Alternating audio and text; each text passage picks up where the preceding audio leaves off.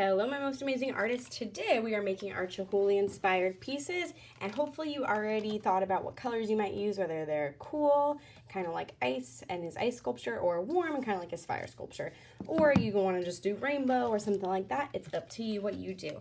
Now, if you've already come up with your plan, or when you come up with your plan, you do not need to finish coloring in that whole thing with the regular markers, but I do suggest that you at least have the colors that you're going to use off to the side. Some type of plan about what you're going to use and at least a drawing of how you're going to design that. Because remember, you just want to use lines, patterns, and design, no representational pictures.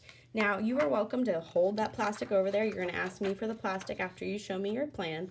You'll hold it over top. Now, if you feel confident in tracing that circle, that is fine. But I know that I'm going to be faster if I just put that lid back on top again and I just take a Sharpie, any color is fine, and just trace around it again. I know that's gonna be a lot faster for me.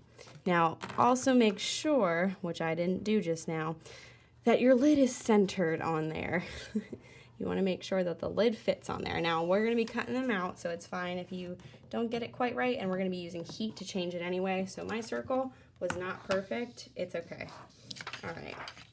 Now, I'm going to go with my spiral design again, so I'll hold it on top there. Also, write your name off to the side somewhere.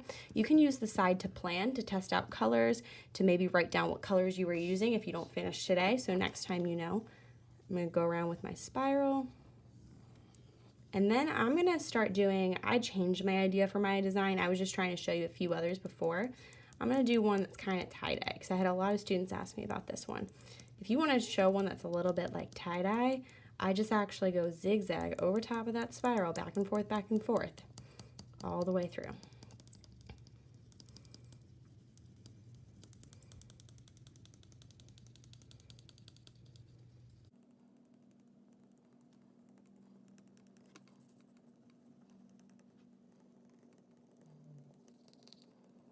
Now, when you're using the Sharpies on plastic, it's a little bit different because you want to use the side of the Sharpie. That'll give you a lot better coverage of color and also just be a lot nicer on the Sharpie. If you use the tip and press down really hard, you're going to ruin the Sharpie, and also it's going to take you longer to fill in the space because you want to make sure you don't have any clear areas left by the time we're ready to actually sculpt these with the heat gun. So you want to make sure that you are covering big areas, but also taking your time and making this your best work because these will be in yard shell. So make sure that you're covering all that clear areas somehow, some way. Also take your time. I'm rushing right now. I want you guys to come up with a pattern or a design that you're going to love. If that requires taking a lot of extra time on little areas and coloring them nice and solid, that's fine. One thing I do want to point out is that when you use another color Sharpie on top of Sharpie, it does not work very well. It actually takes away and erases that other color. Other than that, Sharpie's pretty permanent.